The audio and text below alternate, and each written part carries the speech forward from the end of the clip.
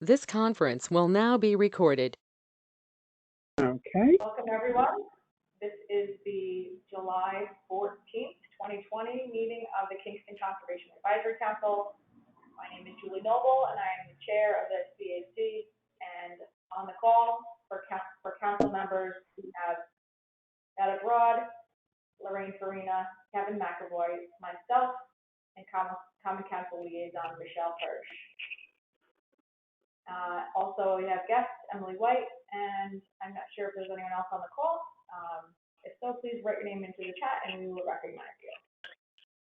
So I'm calling the meeting to order. It is 6:08 p.m. Thank you, everyone, for being here. Since we do have a guest, Emily, do you have any public comment you would like to make for the record? Sorry, I just wanted to introduce myself. I work at Bard College in the Center for the Study Land, Air, and Water with Eli, who was on here, and maybe he'll pop back on. He has internet issues sometimes. So I'm just here mainly to observe. I'm also just about to move to Kingston from Red Hook, so I'm excited about that. Great, welcome. And someone else just joined us, caller 6.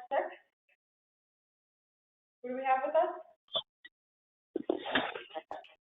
Sebastian or Emily by any chance? Oh, that might be me, Eli. Eli, awesome. All right. I'm sorry. I tried to get on, but then it made me dial in by phone. So. Okay. Well, welcome. Did you have any public comment you wanted to make? No, thank you. Okay. Great. So we are going to move on to modifications to the agenda. Are there any modifications to the agenda?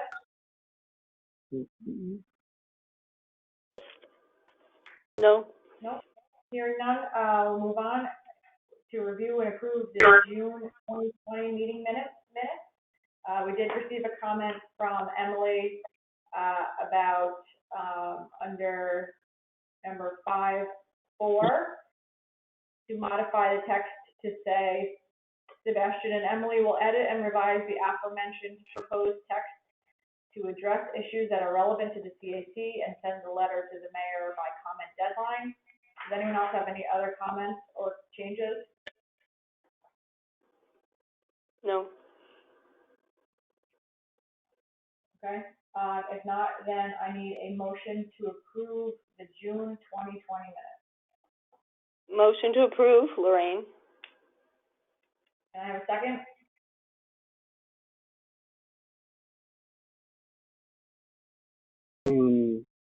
See. Okay. You want me to do it? I'm not sure. No, I'll second them. Who seconded it? Julie, I'll second it. Okay. Yeah. So all in favor? Since I can't see you all, I'm going to need to hear from each one individually. Betta? Roll call. Yes, in favor. Thank you.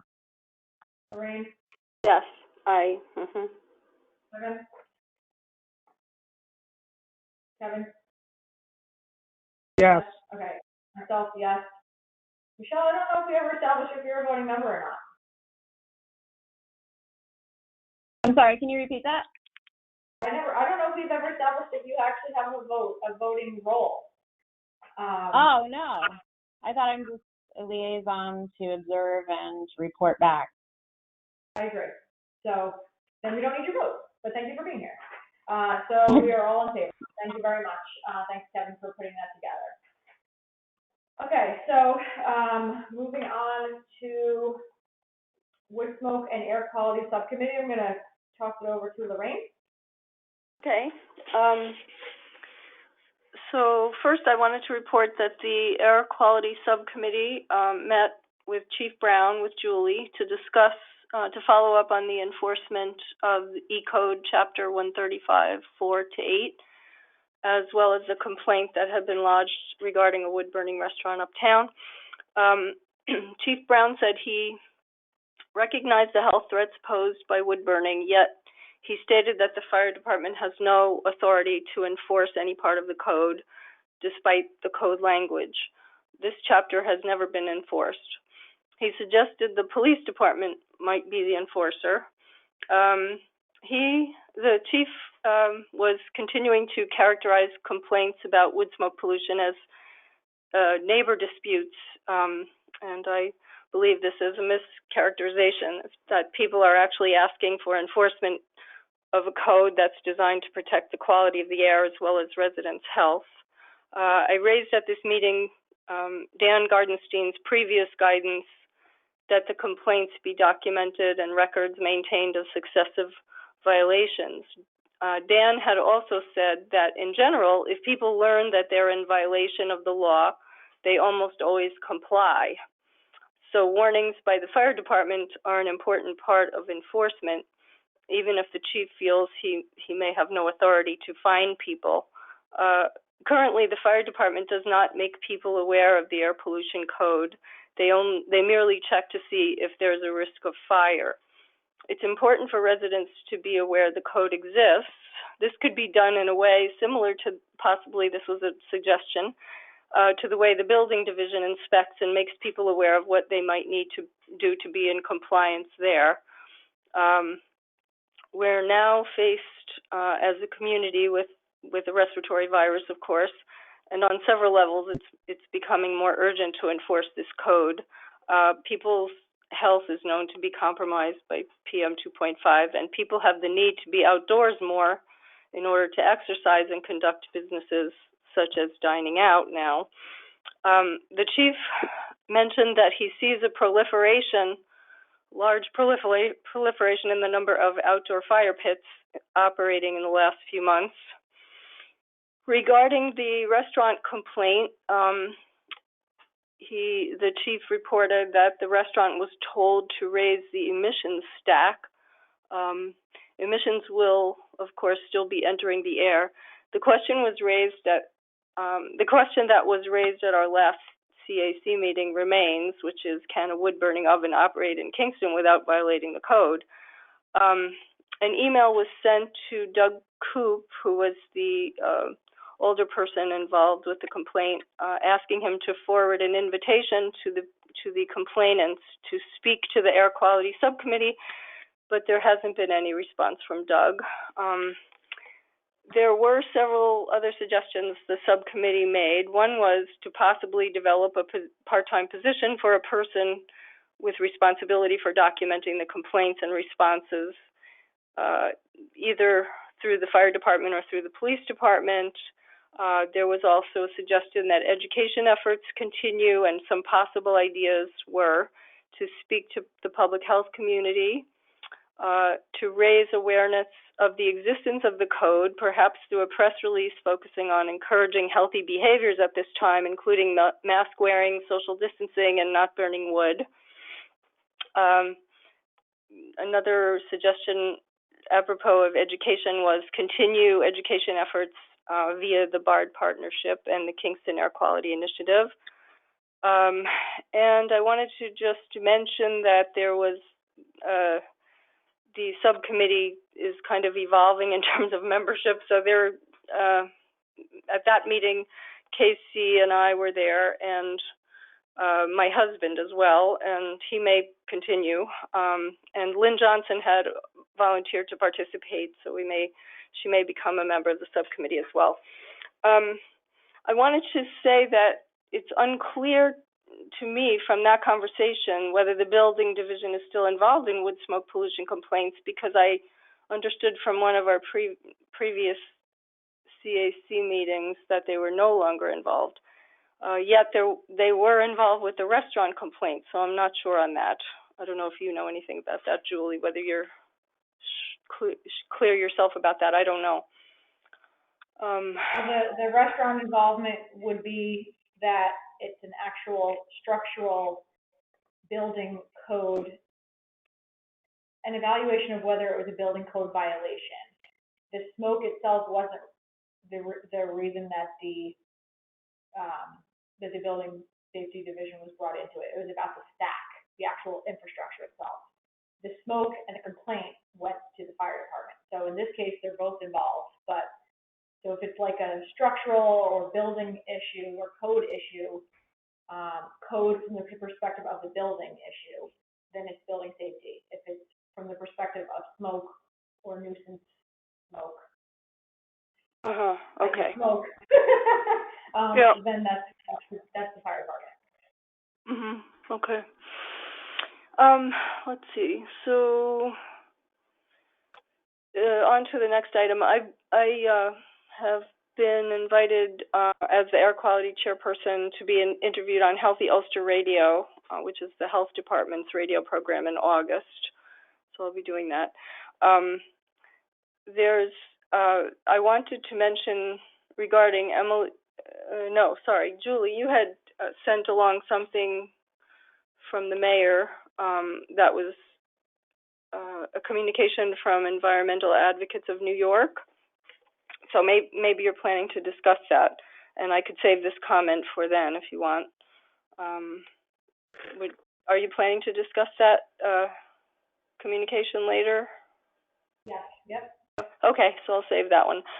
I wanted to say that the Air Quality Subcommittee has been working on a mission statement, and I believe Julie disseminated that to you all prior to the meeting, but I'll read it.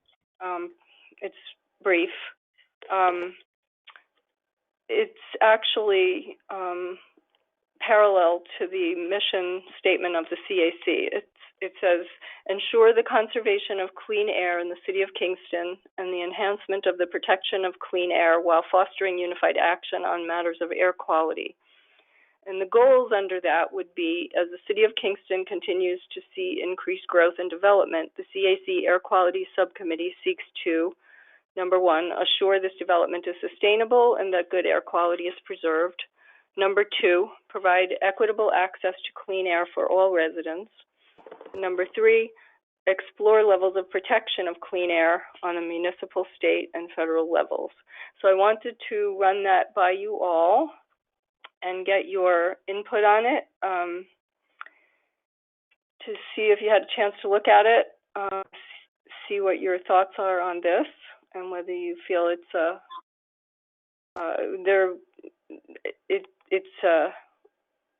acceptable in its form, or you have some ideas about changing it. I don't know if people had a chance to look at it. And not everyone is here, obviously, but some of us are. I believe that Emily has joined us. Emily, are you on the call? Yes, I am. Hey, Emily. Emily's number Hi, 7. Emily. Is there anyone that needs access to Lorraine's mission statement that I sent out earlier? Looks good. Okay, does anyone have any comments on it or input on it or concerns about it? Looks good. Looks good, okay. Yeah, looks good to me. Yep. I was just wondering on number 2, number 1, assure this development is sustainable and that good air quality is preserved. And I'm just wondering if good should be clean. I just think good is just more subjective, so. That's all. Okay. You're using clean everywhere else, so. Yeah. Actually, I would like to, not to put you on the spot, but Eli, is there in general in the air quality community is verbiage of clean and versus good? Is there any ramifications to that? Not really. I think the next task would be defining it, however you describe it. That's a good point. I think so. Clean and good both are. I think good hints at clean. Clean is just more direct. But we would probably, as a scientist, I would suggest that we would as a group working on this air quality stuff, we would want to define that. What do we mean? But the cool thing is that EPA defines that, although it's questionable whether or not that definition is strict enough. So is the word good here being used as is the word good air quality already a terminology that's generally used by EPA? Like good versus poor or whatever, and that's why you went with good, or was there not necessarily that much consideration into that word specifically? I actually do not know. I don't think I've seen anything consistent in that way. I don't know, Emily White. Do you know anything about that? Or? I think that they're all like equally interpreted, and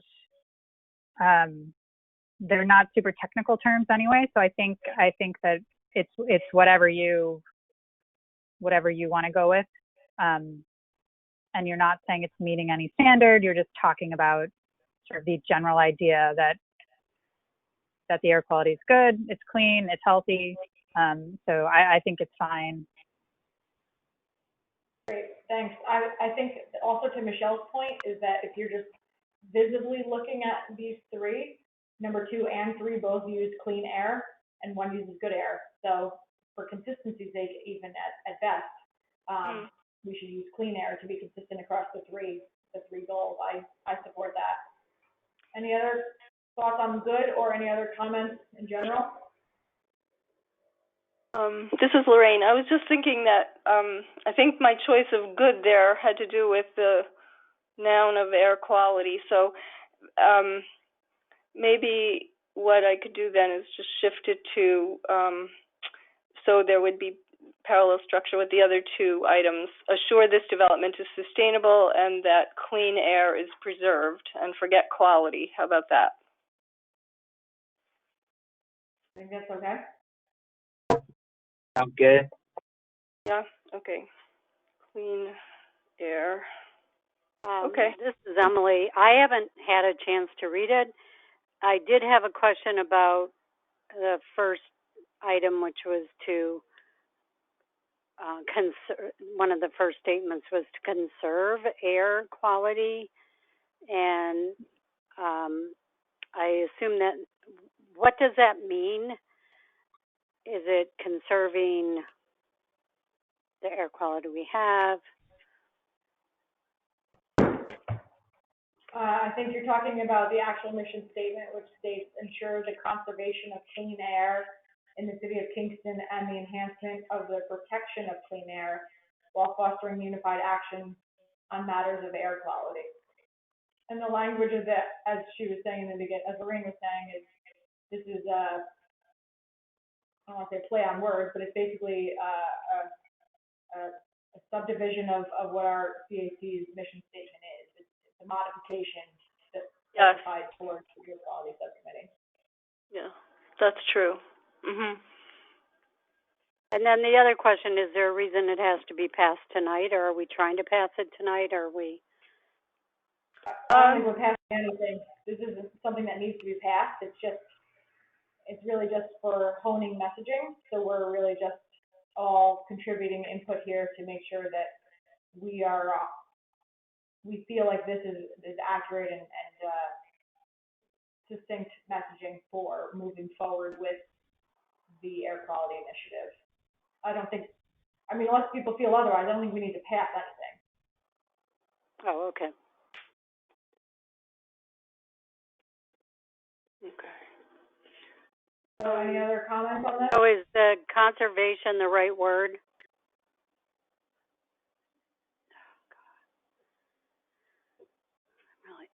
Do you have another word that you think would be better? I haven't even had time to look at it. So.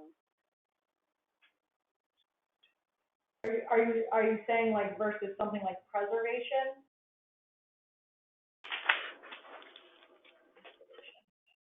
Why don't we just say we want to protect clean air instead of the enhancement of protection of clean air? So I know you're copying what we said, but maybe it doesn't work as well for clean air. Clean air.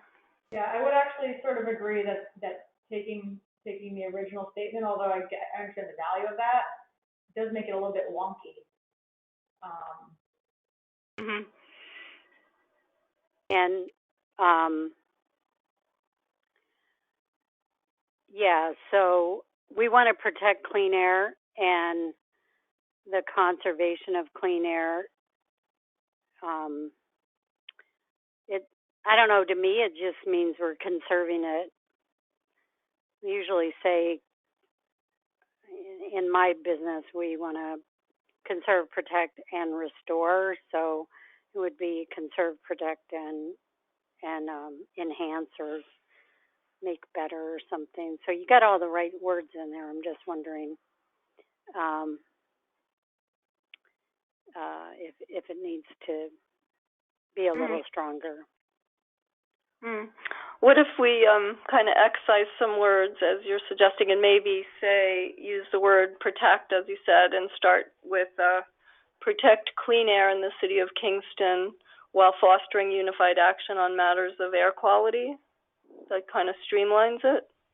Does that get enough in there? I think so. What do other people think? Also, but it does make a presumption that we have clean air. Yes, right. That's true. Well, that's why,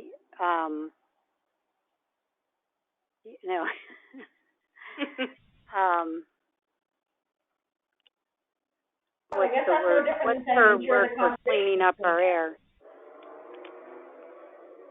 I'm sorry, I couldn't hear you, Emily. I know, sorry. I can't mute my phone and talk at the same time.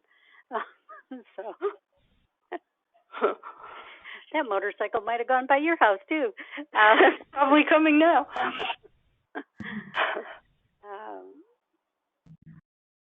So I mean, I'm okay with protect clean air, because whether or not we have clean air right now, we're still trying to protect clean air that we do have.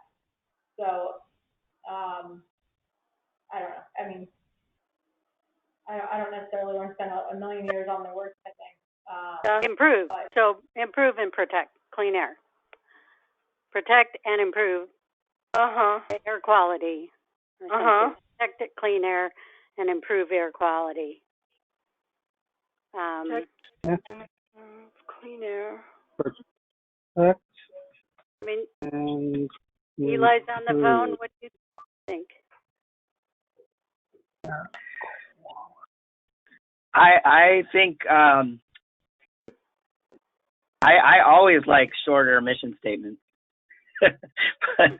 but I think it's true that maybe we might want to be more specific around whether or not we think it's clean to begin with, and be sure that we're talking about how it does need to be improved. Yeah, it makes me think I want to look back again at the CAC mission statement, because I believe, I have to find it now, but I believe that's bottom of the agenda, if you have the agenda. Yeah. Bottom of the agenda. Yeah, I had pulled up this EANY thing, but I'll go out of there. I think that, yeah, okay. Yeah, so I think there's a big presumption in here as well, actually, Emily. Ensure the conservation of the city of Kingston's natural resources. It's presuming that we have, that they're. Yeah. Yeah. I mean, I think it's okay to take this back and talk, and have people give you some examples offline, or we can continue to talk about it. I only got it at like 4:00, and I got in the car and ran some errands, got home, and anyway. Sure. I'm just want to make sure it's good. Yeah, it's great. I think. And my other statement, though, would be to say, my other suggestion would be to say that in the goals, I never put an "and" in a goal, because then it looks like. So are you trying to make your community sustainable? Then just say that. That's one goal, and then put the rest of that sentence into a second goal. Or are you making it sustainable in terms of air quality?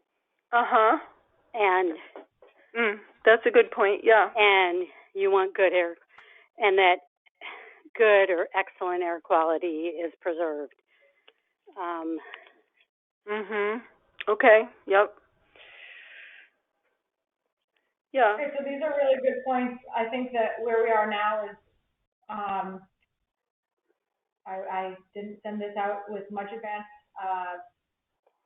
timing. So certainly I'd like people to have more time to digest it. So why don't we, if anyone has any further comments for Lorraine, we can shoot those to her in an email, and her subcommittee can continue to do some wordsmithing. I think these bring up some good points, and then we can kind of go from there. Yeah, that sounds good. Thank you all. And the last point I had to make was just that we are continuing to work on, that's kind of part of this, launching the air quality data that BART has been collecting. So messaging is part of that. And that's it for the report for tonight. Thank you all. Thank you. I just have one question. If I hang up my phone, can I listen? Can I connect with my computer? On a normal day, I would say yes, that is the case. However, there's precedent that none of us are actually talking through the computer. We're all separately called in, so I would say that the precedent is going to prevent you from being able to do that. Okay, so I should just stay on the phone. Yeah, unfortunately. Okay, thanks, Lorraine. Eli or Emily, since you're likely here for air quality, is there anything that you wanted to add or talk to the CAC about, or question, or input? No, I don't have anything. I'm just really excited to be working with you all. We are super excited to be working with you. Emily, anything? Nope, just here to mainly observe, but thank you. Great, thank you guys. Thank Okay, you. so we're going to move on then to NRI and Open Space Plan project. So the council did approve and finalize the seeker process. So it went through with a negative declaration. And so the next step is adoption of the Open Space Plan. In the end of June, I submitted a communication to the council requesting the adoption of the Open Space Plan, and in doing so, to make that a part of the comprehensive plan. I have drafted a resolution based on the Rochester and Woolworthing Open Space Plan adoption, in which they adopted their Open Space Plan as an addendum to the comprehensive plan. I will be sending that to the Laws and Rules Committee either later this evening or early tomorrow morning. There is a Laws and Rules meeting tomorrow evening to go over this, and hopefully things will go well. I haven't heard anything from the council pertaining to the Open Space Plan, so I'm not sure what the feedback will be, but I'm happy that the secret process went well, and so we'll see how the adoption process goes. Michelle, I don't know if you wanted to have any input into or insight into that process since you're the council. Nothing really to report. It's just been moving through. So, I think all of us will be in attendance tomorrow night anyway. So, even if we don't serve on Laws and Rules. Okay, great. So that's where that is, and I'll keep you all posted as to. Could you just repeat what's happening tomorrow? Tomorrow night is the Laws and Rules Subcommittee meeting of the council. Yep, and they will be evaluating a resolution to adopt the Open Space Plan as an addendum to the comprehensive plan. Thank you. Okay. Did anyone else have any questions or anything else on the Open Space Plan? All right. Soapus Creek, any updates from anyone on things that are going on the Soapus? I don't have anything. I don't have anything.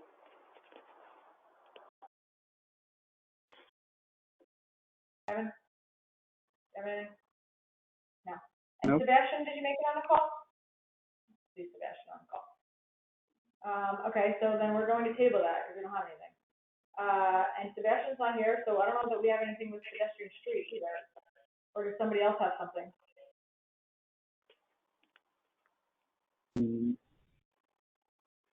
Okay, we're tabling that. So moving on to green amendment. Late last month, I got a communication from the mayor forwarding some correspondence that he had regarding green amendment, and I sent you all that information.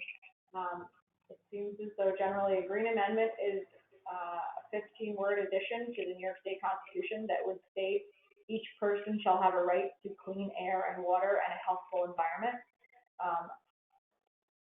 I will admit that I did not know a lot about this green amendment before this, but in reviewing this documentation, basically it's a multi-year process and it needs to be voted on by 2 different consecutive elected legislatures. It's been voted on once before. There are 2 other states that have this green amendment, Montana and Pennsylvania, and that should this come forward, it would be voted on next year in 2021 by the legislature, and that then it would go out to referendum by the community, by the state. I'm sorry, it would be voted on next year and what? And then after, if they adopted it, it would have to go to public referendum. Okay. So the community, the public would have to vote on it. Thank you. Okay. Well, yeah. And so the 2021 legislature, in 2021, they would need to basically pass a bill. One bill has already been passed, and this would be the second passage. So in communicating this to me, it was a simple, as you saw it in the email, it was a simple directive from the mayor. Can the CAC or Climate Smart look into this? I directed it to CAC, as the CAC is a policy board over the Climate Smart Commission, which is programmatic. And so I wanted to open it up for discussion. It seems as though, based on the literature that we were sent, we have a few options, one of which being having the mayor or the council sign a letter of commitment, another option being having the council pass a local resolution. Of course, there's always a no action option. So I wanted to open it up for discussion.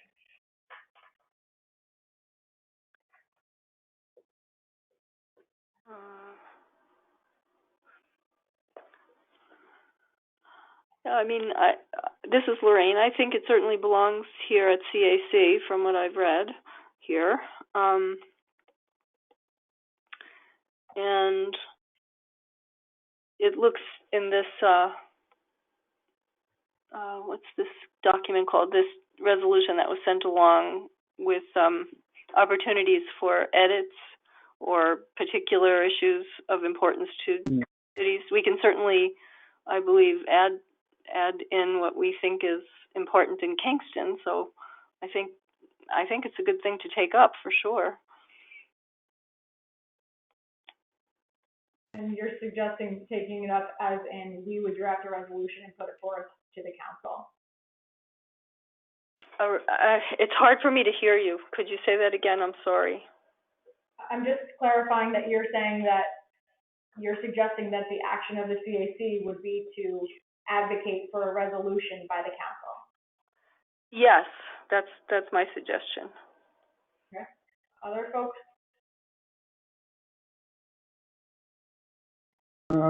I agree with Lorraine. Okay. Emily, Betta?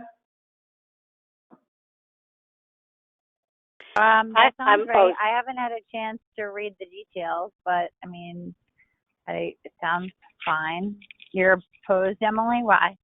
Oh no, I said I stopped talking because you started.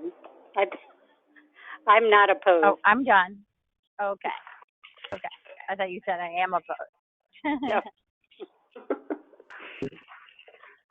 I'm fine with working with it and, tweaking it to send to the, to send to whoever we're going to send it to. Is there a deadline? I would think the deadline would be 2021.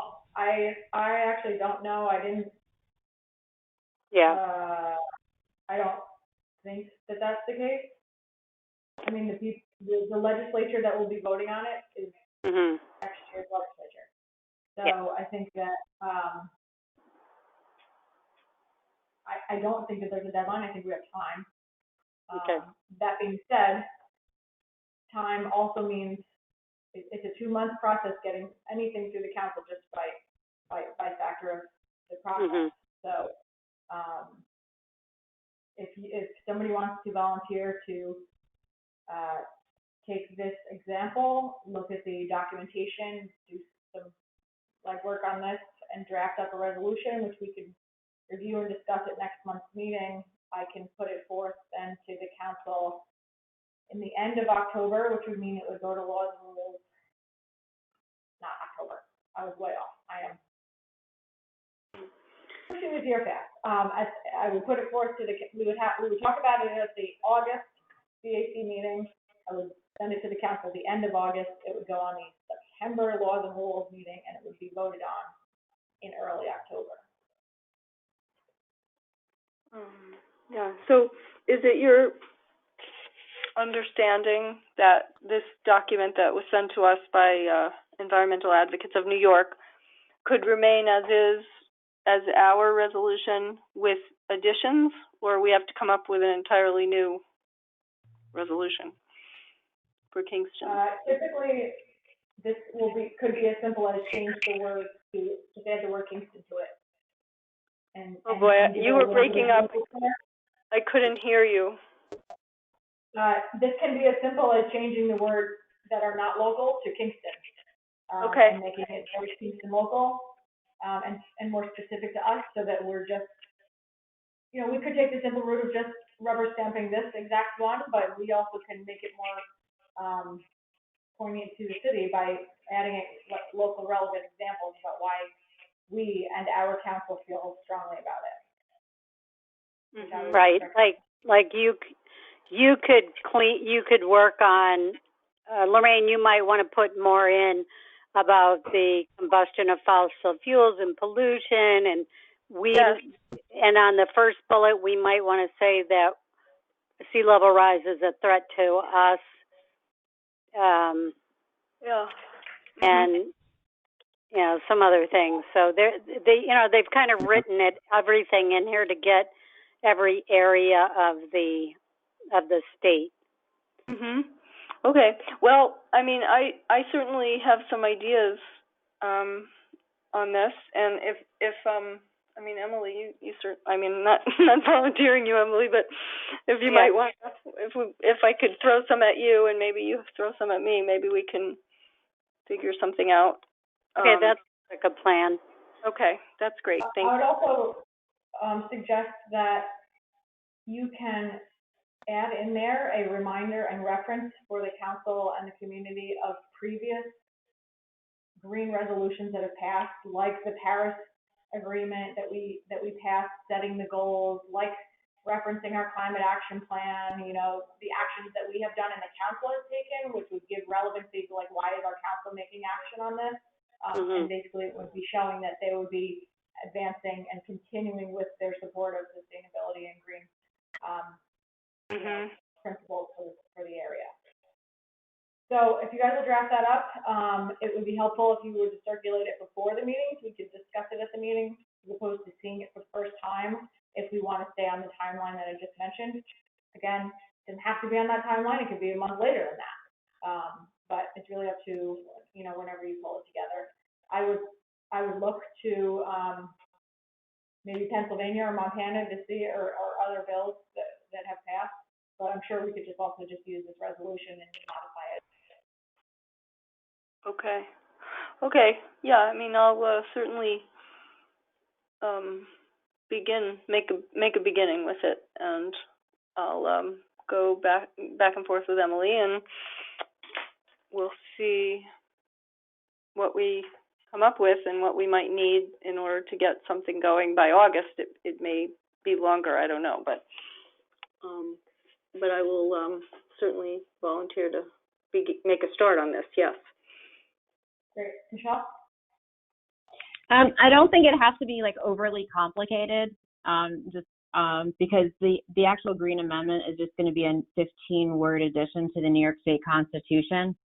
So if you just sort of tie in, Kingston's near a river, or the Catskill Mountains, and a couple of sentences about how it is important to us, but I don't think it needs to be too complicated. We've passed memorializing resolutions in support of legislation that's gone through in Albany. It's just that they want to hear that the municipalities are just in support of this. Okay. Mhm. Great. Okay. Michelle, do you know if there's been any talk on the council about this already? I've not heard, but I had just done one in support of those housing vouchers, the rental vouchers, rental subsidy, and then it did pass. And then, so it was pretty easy. So. Okay. Okay. Thank you. Okay. Thanks, Lorraine and Emily. Any other discussion on this topic? Okay. Moving on to communications, I did want to just reference the letter that Emily circulated for Casey. Did anyone have any comments on that? Emily, thank you for doing that. Yes. No, I don't have a comment. I think it was good, Emily. Thank you. Yep. Thanks, Emily. Yep. Thank you. I just wanted to ask Julie and Kevin whether or not there were some other kind of bigger proposals that you guys looked at before I joined.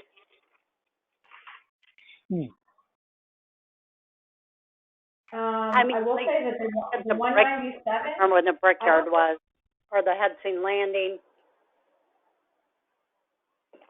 That might have been too long ago. Yeah, and I wasn't on the CA. Strand isn't 197.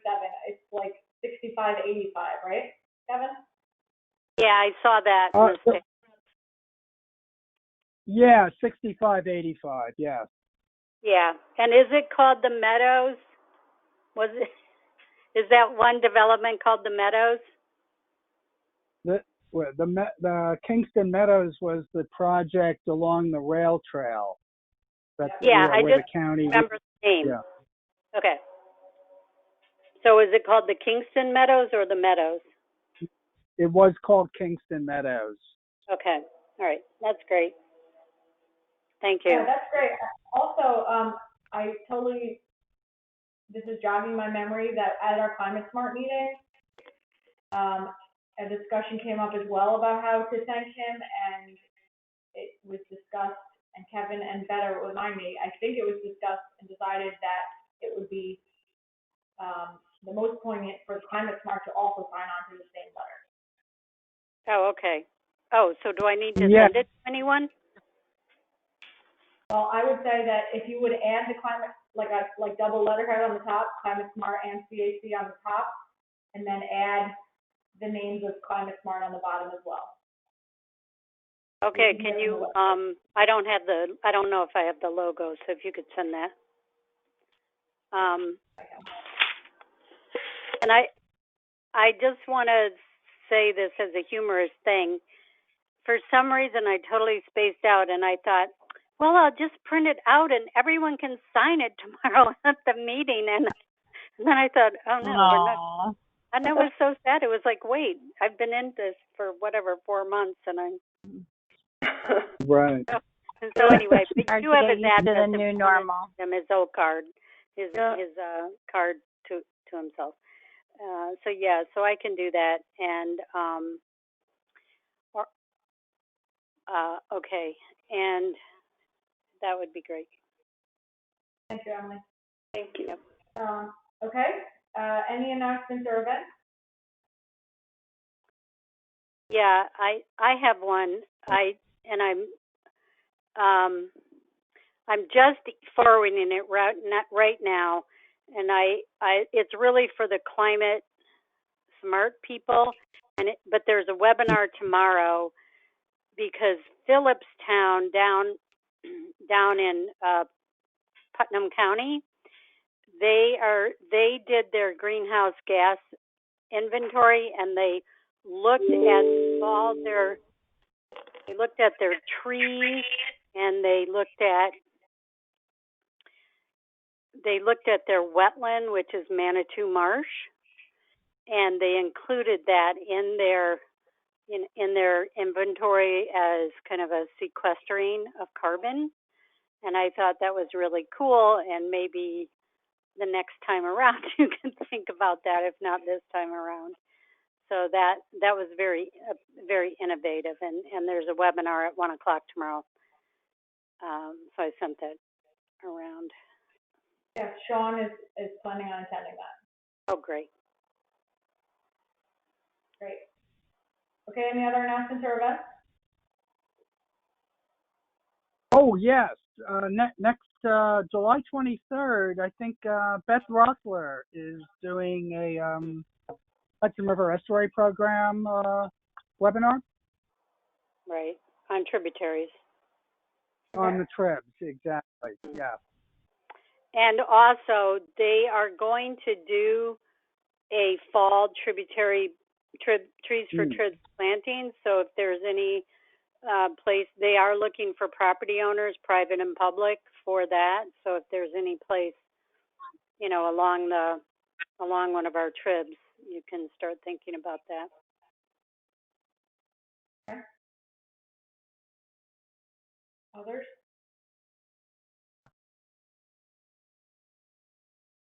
Okay, so we'll move on to reports and updates. Lorraine, anything from Complete Streets? Yes, we met in June. There was a discussion about the allowance of e-bikes, but that was tabled. There was a discussion of closure of streets, similar to what Sebastian had proposed, but as it's been coming up with the COVID virus. So it went around to the members, and people decided to wait to comment on whether it was a positive or a negative thing until the survey results were in, because our meeting was before the survey was tallied. So there was nothing on that. And they have not been discussing the sidewalk issue at all until after COVID passes. So I'm not sure when that will occur, but the next meeting will be in September, and I'm planning to go to that. Great. Lorraine, I just wanted to say that the letter that Sebastian and I wrote to the mayor, I don't know if you read that letter, but we address closure of streets beyond the COVID, just thinking about it by learning. So I just wanted to make sure you had seen that. Okay. Yes, thank you. Yep. Okay, and that's great. Thank you. Kevin, planning board? Yes. I think the last go round, 6585 Strand, which we mentioned a few minutes ago there, that was brought up again. I think they had to keep that project open. And one of the things I looked at some of the recorded documents that these people have done, and I saw something interesting on financing for that project, which requires, I think, a bit of further review if it's possible. It has to do with, it looked to me like they might have a mezzanine loan. I don't know if anybody knows what that is. It's kind of a type of a financing technique that doesn't provide a whole lot of transparency. So you don't really know who the lender is, but there's a provision against a certain entity, not that they have the right of you can't put in further financing without getting other entity's approval. So something is up there. I don't know that something like that would have been picked up by the planning board, though, and I don't think it would be in the minutes. On the current meeting, let me find where I have their agenda here. Yeah, there was one thing. That's 2-16 Montrepose, the referral of the zoning change. We also had that at the Historic Landmarks Commission where we tabled it, but that's on their current agenda. And that's Andrew Wright's project. He wants to put a housing development, and he needs a zoning change from RRR, one family residence, to the RT, which is the Rondout zoning. So that's over there. He would, I understand from the documents I saw that he would donate some land for public park use. Now, this site was the site of the Rondout, the village of Rondout Reservoir, as shown on the 1870 map. And I believe there's a water course that runs through part of it. So I'm not sure how they're going to do that, or, they're going to do a secret determination, and we'll see. They've done an EAF, and we'll see what happens with that. So I don't know if anybody has any comments or is following it or not. Michelle, you probably are, because it's in Ward 9. Yeah, so that's in Ward 9. They're actually making their Yeah. first, I've gotten some, paperwork on it, some plans from the Wrights. They want to try to use as much green architecture as possible, put in a little pocket park. It's coming to Laws and Rules tomorrow night. They're presenting, and then I'm actually going to host a community meeting for them with the neighbors. So it's just really getting started. The Ulster County Planning Board said that they didn't have a problem. I received something today saying that they were okay with the zoning change. So we'll see. Okay. The topography there is really, there's a lot of bedrock, and it's hard to imagine that, size development going in, but. Well, I think my question would be with the former reservoir. What do they do there? Yeah, I had heard some people say that they thought there were some streams and things and, running under there, so. Yeah. All right. Well, we'll see what happens when they submit a site plan. Okay. So Kevin, have you reviewed the environmental assessment form? It didn't really say very much on the EAF. I mean, they didn't note that they didn't note this reservoir. They may not even know about it. I don't know. I mean, the reservoir is not there anymore, so I think it's mostly just like a spring with a small water course at this point. How many parcels is it? Is it just the street front parcel, or how many parcels back does it go?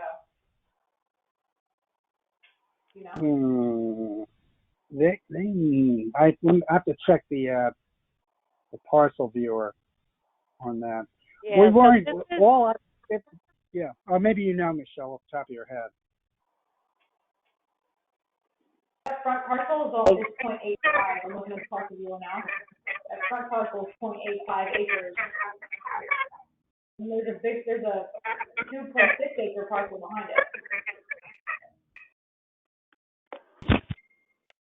it. It doesn't appear on our website.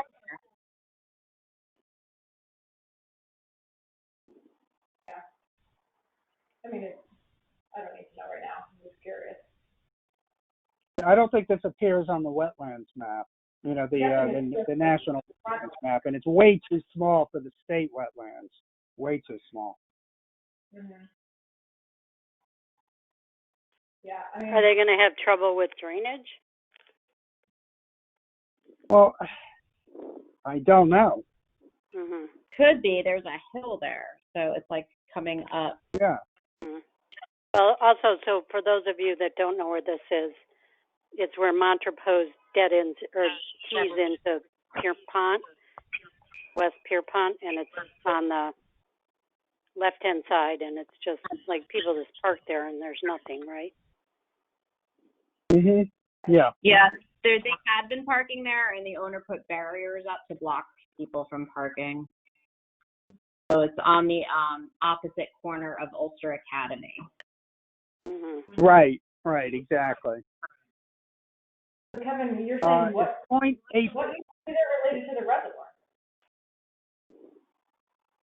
The reservoir appears on an 1870 map.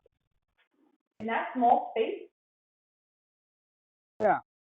There was a spring there, and I guess they dammed it and created a small reservoir for the village of Rhonda. Yeah, they could have put a pretty deep pool in there or something, you know. Yeah. I mean, you're in the. I would think you're in the karst geology there. The limestone. Calcareous ridge. Yeah, well, it's definitely something we should watch. Yeah, it's 0.85 acres. Yeah. Yeah, 0.85 acres. It's one parcel, and I believe they're proposing to subdivide it so that the park section would be public. And that would be the section that's actually on Pierpont, and I believe that has part of the water course, but I'd have to go over there again and look. It's been a while since I've been over there. You're looking to put 14 1,000 square foot market rate rental apartments. 1,000 square feet. Yeah. Yeah, let me find it. Yeah. I'm actually looking at the parcel viewer, not this. Yeah, so I think he's calling this Park Slope. That's the name of the project. Mm-hmm. Sorry. And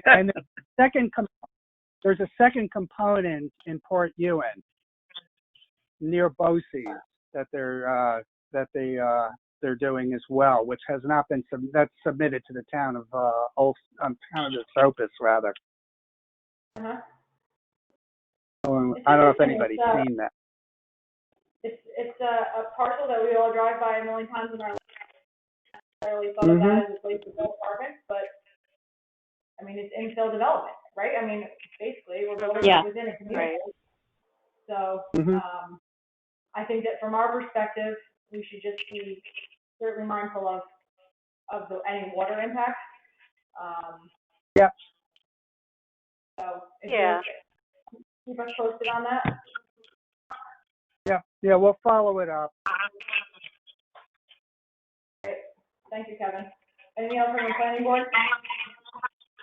No, I think that pretty much covers planning, but anything that would be of CAC purview.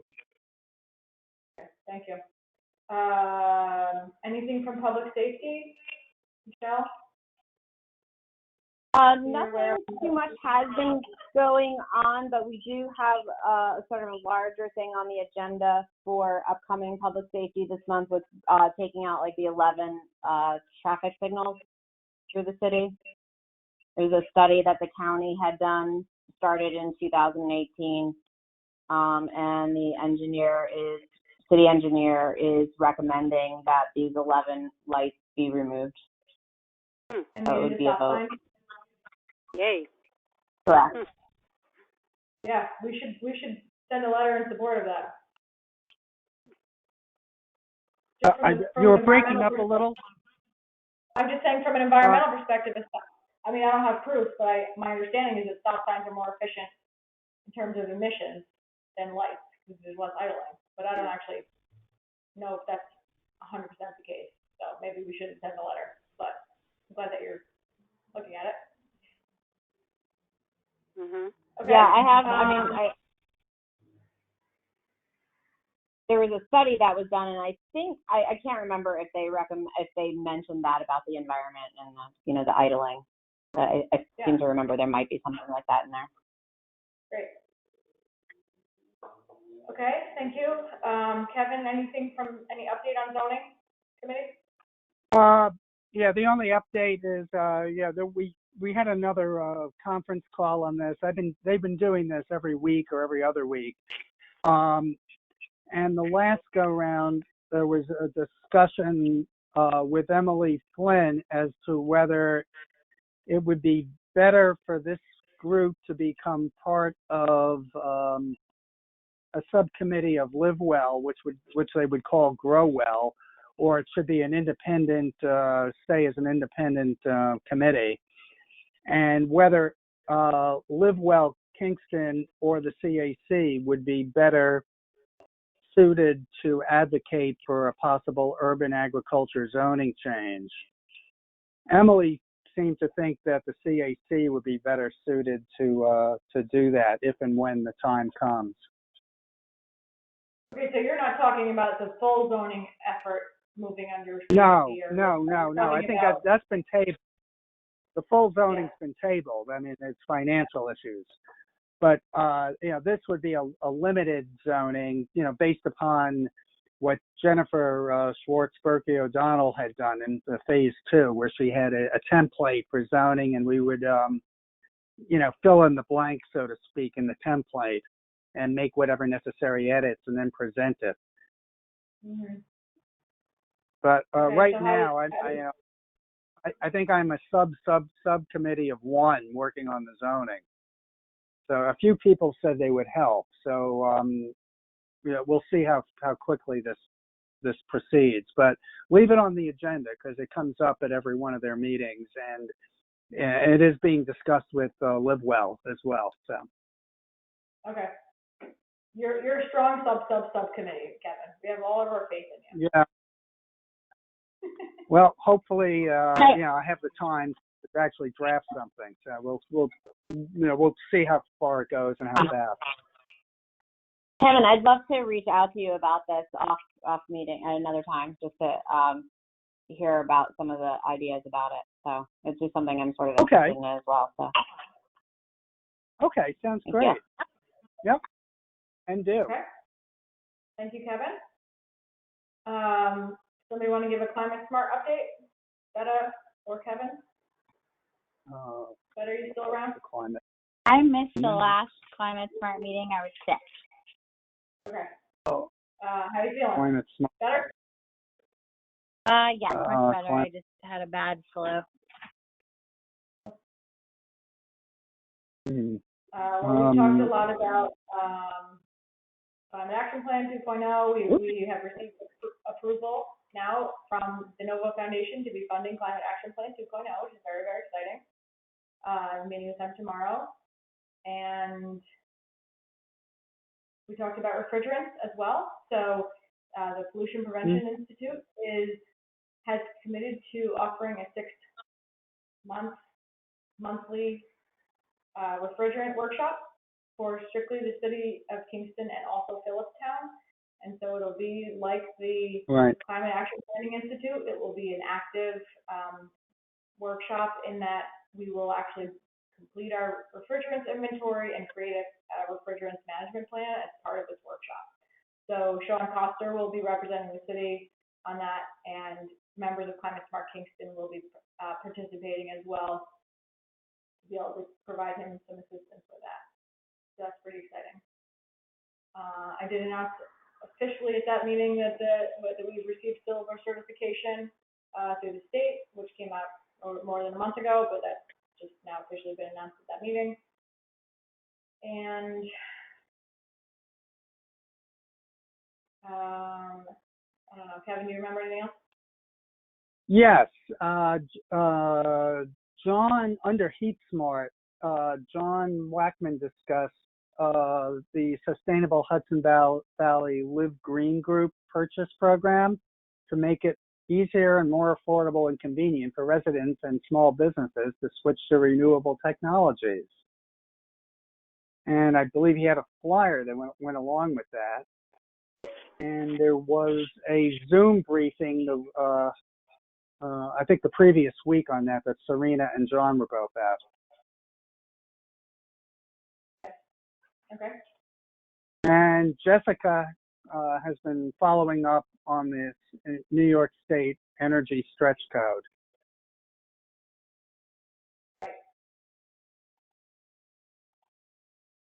Okay. Any update from the Environmental Management Council, Emily?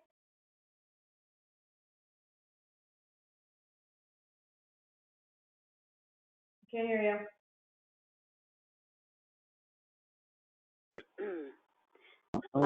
We had can you hear me now? Sorry. We had a visit from, we had a guest speaker from the Citizens Climate Lobby, and they are the ones that are doing the Energy Innovation and Carbon Dividend Act, which would be a federal act where basically there would be a fee on fossil fuels, and the fee starts low and it grows over time, so that it encourages energy companies to move towards cleaner options. It has a carbon dividend, and the dividend goes to every person, and so that there's no money. So there's a fee collected on fossil fuel producers, and then the public in general gets a check. And there's a bunch of other things about it to adjust regulations, but he just came to talk about it. And I know there's other people that have been interested in, and this is really climate smart. But anyway, and that the county composting law, which was going to require entities generating 2 tons of organic waste a week, that was supposed to start this summer, and it's not going to happen until the first of the year, but they are supposed to still be doing that. And then, of course, we are following the dam scammer issues with especially the use of fracked gas at the dam scammer, and just the idea that they're trying to bring another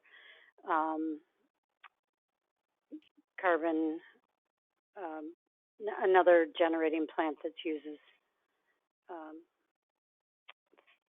fossil fuels. So we keep watching that. And then just again, just to make sure you remember that the solid waste management plan is moving through, and that was in the last minute. So there are people tracking that, and also people are interested in coming up with the zero waste plan, which is not really part of the solid waste management plan. So the solid waste management plan, again, was approved by the DEC, and then it has to go to the Resource Recovery Agency and the county legislature for an okay.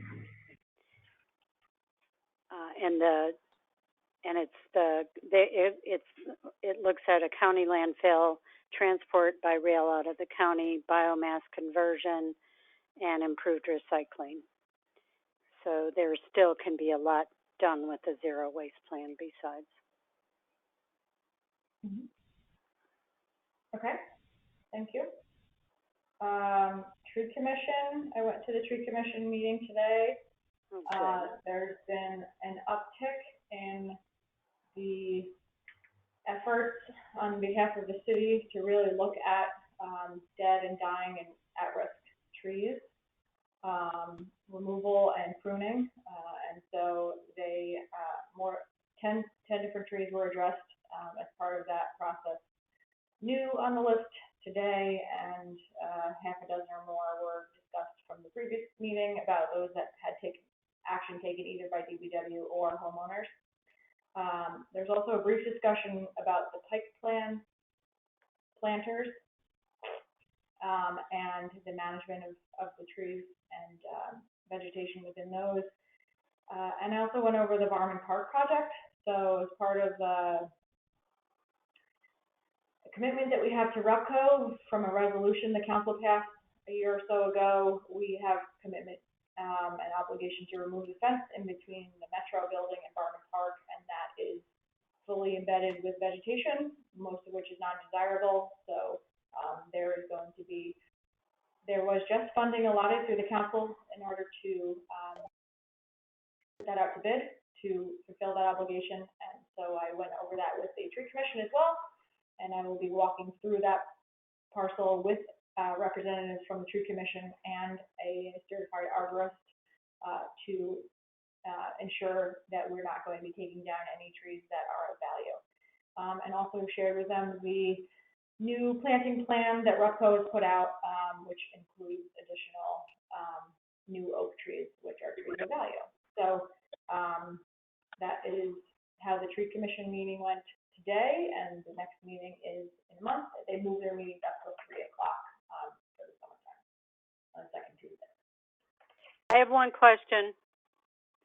Are they is the city using the tree plan for the decisions about which trees to take out? The tree inventory? Yeah, the tree inventory. That's my understanding. They also have a person that is a certified arborist, John Duvall, who is a member of the Tree Commission, who is a volunteer, and photos are submitted, everyone does site reviews, and then they also consult with the tree inventory on each decision. And based on each decision, it could either be no action, it could be pruning, it could be removal, and it could be any of those things by DPW or by the homeowner. It could be recommendation, it could be mandated, and so they kind of walk through that process. But yes, the short answer is yes, they are using the inventory. Okay, any other reports or updates? No, but this is Lorraine. I just wondered if I could go back quickly to Emily, to the EMC. Wondering, Emily, when you mentioned the solid waste management plan, whether those were options. I assume they were. The landfill, the biomass conversion, these are options that are under consideration? Or they're all... that's where it gets a little technical, but basically they said they were going to look at these 4 options and come up with a decision, but they're not equal. And so there's been a lot of talk. I mean, I was on 1 or 2 meetings where people were concerned about that, because if you have transport out of the county by rail, you're not solving an issue of where it's going to go eventually. And the reason that one of the big deals is that our landfill that we send our waste to right now, the whole Ulster, the entire county of Ulster's waste goes up to Seneca Meadows near past Syracuse. And so if you put it on a rail, you still have to have somewhere for it to go. So they're not equal things. Like, we can't just say, oh, we're going to just export it by rail. We can't do that if there is nowhere, if there is no away. And so, and then the same thing with the recycling situation. That's improving recycling is not equal with building a landfill or a biomass conversion facility. Yeah, so the biomass conversion is still under consideration as means of... and I don't understand it enough to talk about it. But I can send you the management plan, and you can read about the company they selected, or the one they're interested in. Okay, thanks. I just want to reiterate, I mean, apropos of also what Kevin was talking about before with Sustainable Hudson Valley and renewable technology, that renewable is not the same as clean, because biomass certainly is a polluting technology. So, okay, thank you, Emily. Okay, any other reports or updates? I want to just check in on next month. Our next meeting is set for Tuesday, August 11th. Will we have quorum? Is there anyone that knows they're not available? Yeah. Okay. Yep. Got it, Lorraine? Yes, that's good. Got it? Yeah. All right. Well, we'll check in with that. Okay. So, is there any other business? Now I need a motion to adjourn. I make a motion. I second it, Lorraine. Lorraine, Okay. all in favor? I'm in favor. Okay, very good. It is 7:22. Thank you very much, everyone. I hope that you stay nice and cool and have a good night and a good weekend coming up. Thank you. You too. Okay.